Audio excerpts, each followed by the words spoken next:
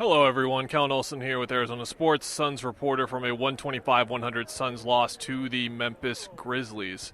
This was one that you kind of had a feeling could get ugly. Of course, the Suns have really struggled without Devin Booker, and they didn't have him again tonight. But you look at what the Suns have struggled at here over the last couple of weeks, over the stretch where they've now lost 7 of their last 10 games, and it's just been physicality, edge, tenacity, however you want to frame it, urgency.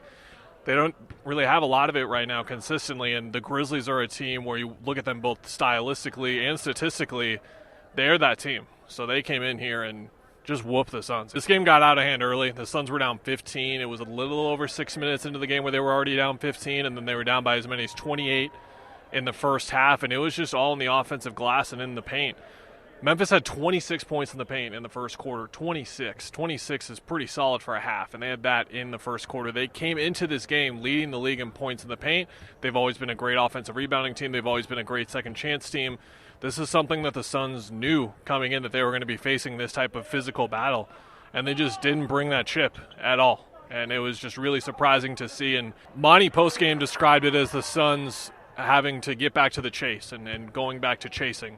And it doesn't feel like they're doing that right now. And something else he really mentioned was that he feels like right now, in his opinion, the Suns are the prey right now instead of the predator, of course. And that is problematic for a lot of reasons. I don't feel like it's crazy to even suggest maybe half their games this year they've been outworked, which is a crazy thing to say. I asked Monty afterward. It would be one of those 1 or 2 games a year over the last 2 years where they would get outworked, and that was the first thing Monty would mention. Is like, we just don't get outworked like that. We come here, we play Suns basketball, that's not it. And now we've seen these games that, I mean, my goodness, not only against contending teams, but on national television. You figure on national television they would show a little bit more gusto, and knowing that more eyes are watching right now than normal. Didn't help in the Boston game. It didn't really help in the Dallas game either, and it didn't help in this one as well. The crazy thing is this one could have gotten worse. Memphis didn't really hit a lot of threes. Desmond Bane was fine. He had 17. John Morant was okay. He had 12. It was Jaren Jackson Jr. and Brandon Clark for Memphis. They each had 24 points.